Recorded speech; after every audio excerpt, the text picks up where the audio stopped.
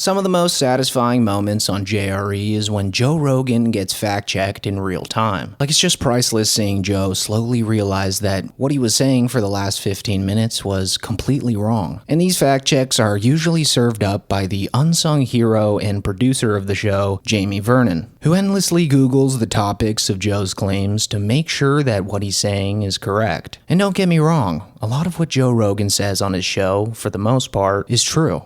But when he is wrong, Jamie's not afraid to let him know. For instance, on episode 1926 with Shane Gillis and Matt McCusker, Joe Rogan was fact-checked in real time after falsely stating that a single volcano eruption releases more CO2 gas than anything human beings have ever done. There was more CO2 released from that one volcano erupting than everything human beings have ever done.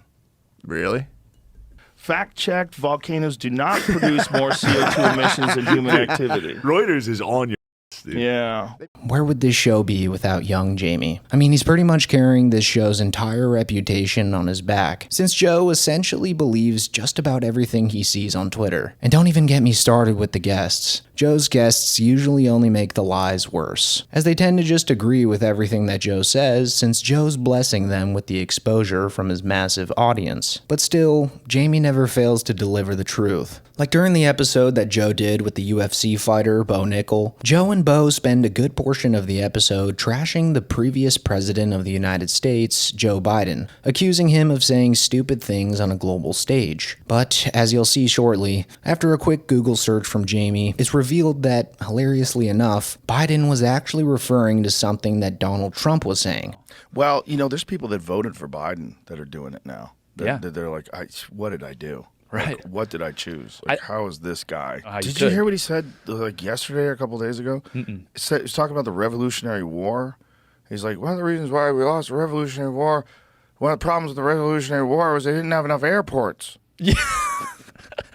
Have you seen that? I saw that. Like, what the hell? Like, pull him. Yeah. Was this the video you're talking about? Let me see what this one says. I don't think it is. The same stable genius that said the biggest problem we had in the Revolutionary War is we didn't have enough airports. Whoa. Yeah, that's it. Whoa. Right, What? Just for the record. Is that fake? It's not fake, but he was referencing Trump saying that. Here's what Trump saying it in 2019. Oh. Donald Trump said something about that. He didn't say Jesus. He said a stable genius, and that's where the transcription. Let me hear what it says. What did he say? Our army manned the airports. It ran the ramparts. It took over the airports. It did everything it had to do. Oh, okay. Yeah. So he f***ed up. Yeah, he did. But I feel like Took over that's the airport. you can tell too. It sounds like a little different. He's like, you can tell he like messed up his words, but yeah. And the coping done by Joe and his guest after Jamie community notes them into oblivion is just amazing. I mean, it's really the only thing they could do after being completely dunked on by the truth. So yeah, I think we can all say that Jamie's really the unanimous MVP of the Joe Rogan experience. But sometimes it's not just Jamie who keeps Joe in check. Like, believe it or not, sometimes the guest actually grows a pair and tells Joe to his face that he's wrong. For example, during episode 1762 with Josh Zepps in 2022, Zepps interrupts one of Joe's ramblings about the dangers of the COVID vaccine to tell him that what he's saying is, in fact, wrong. For young boys in particular, there's an adverse risk associated with the vaccine. It's like a 2 to 4-fold increase in the instances of myocarditis. Yes, but you know what? Hospitalization. You know that there's an increased risk of myocarditis among that age cohort from getting COVID as well, which exceeds the risk of myocarditis from the vaccine. I don't think that's true. I don't think it's true. No. I don't think it's true that there's an increased risk of myocarditis from people catching COVID that are young versus increased risk of myocarditis from the vaccine. No, there is. There's both. Well, let's look that up because I don't think that's true. Myocarditis is more common after COVID-19 infection than vaccination. But is this with children? Yeah, we're talking about young people. Men and boys aged under 30 after this is what it says here. With children is the issue. Well, no, we were talking about 15-year-olds. Well, we're talking about young children. Male, So, yes. child. 12 to 17. Yeah, so you're about 8 times likelier to get myocarditis from getting COVID than from getting the vaccine. That's interesting. Now, that being is said, not what I've read before. But also, it's like Even when we're reading these things, it's like, what are we getting this from? Was this from the it's the New VAERS report? Scientist. So even after Joe says that he doesn't trust that website, Zeps, in the most polite way possible, says to Joe that he should trust this info, since basically every nation verified it with their own research. But of course, Joe ignorantly remains skeptical. A great idea. I don't trust American trust any of it. epidemiological data very much, but the fact that it's a global pandemic and that there are lots of like wonky geniuses in Germany and like South Korea and stuff doing a lot of this research as well, I think that in general I sort of trust the consensus of most of the people who are smarter than me about it. And that's the data that I've heard about it. Joe Rogan during the pandemic was just another breed of gullible stupidity. Like, it got so bad to the point where it seemed like it was actually starting to piss young Jamie off. Because oftentimes, after painstakingly finding the most trustworthy article on the topic of Joe's claims, Joe would still disagree with Jamie. Like during episode 1749 with Shane Dorian, when Joe claimed that the Texas Health Department had a policy that would deny straight white males access to antibody treatment. You know what they done in Texas? You know what's crazy?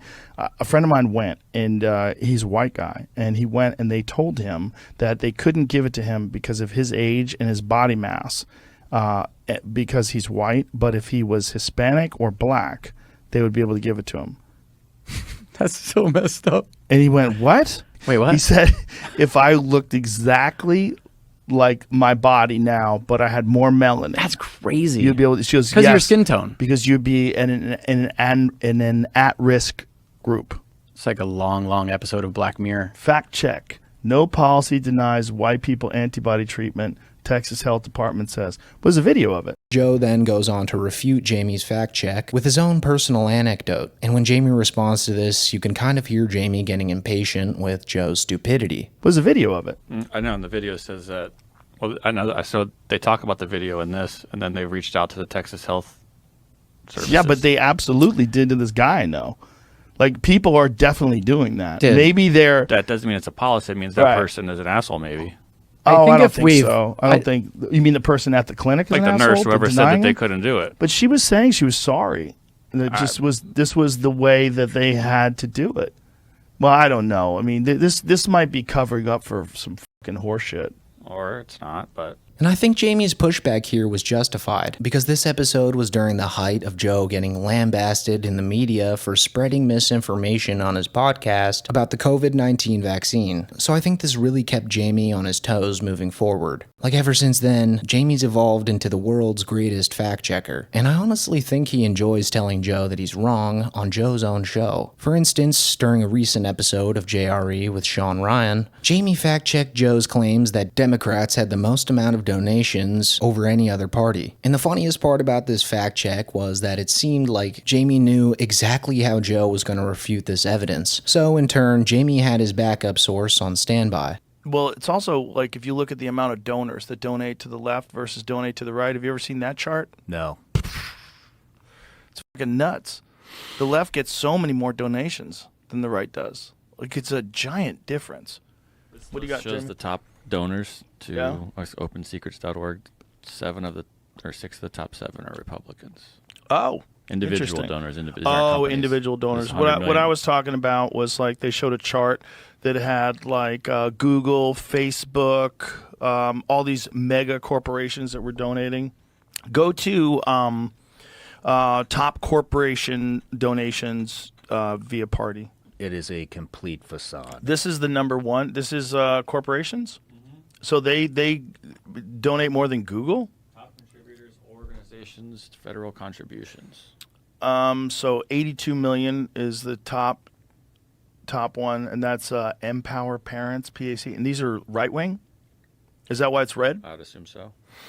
So it seems like the top 4. Why? What? The sweet sound of Joe Rogan getting served up back-to-back fact checks. What a time to be alive, folks. The last fact check on this list was actually a very recent one from episode 2271 with John Reeves, where Jamie fact checks Joe after Joe claims that the conspiracy about U.S. aid giving $27 million to the George Soros DA fund is true. And guys, the reason I saved this clip for last is because it truly shows you the state of the Joe Rogan experience in 2025. Like, Joe just simply doesn't care about the truth anymore. He is 100% a propaganda machine. We're spending money to like $27 million went to the George Soros DA fund.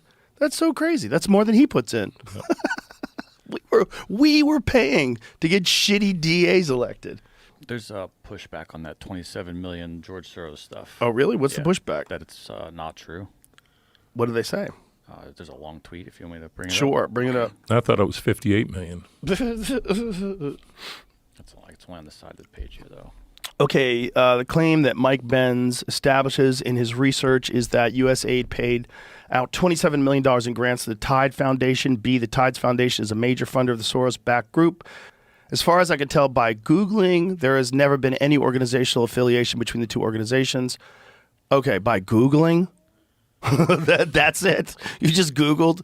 But the end of the line is like, this is all vague. Like, what is that? What's that 24 million going to? Like, what it might be going to fight diseases. It might be or you don't know. How about you don't know? And all you did was Google whether or not those people know each other? That's crazy. It's hilarious to hear Joe Rogan laugh and call Googling a ridiculous measure of fact-checking when that's literally what he has paid Jamie to do for decades. Like, that's Jamie's entire job. Just Googling the shit that comes out of Joe and his guest's mouth and occasionally correcting him using, you guessed it, Google. So yeah, guys, Jamie's truly the MVP of the Joe Rogan experience nowadays. And even though Joe doesn't really agree with any of the fact checks that Jamie brings up anymore, I think Jamie's doing a wonderful job of showing the audience that there are at least two sides to whatever Joe is blabbering on about in the current moment. But anyways, that's pretty much it for the video, guys. If you made it this far, thanks for watching. And make sure to like, subscribe, and comment down below if you want a part 2 of Joe Rogan getting fact-checked.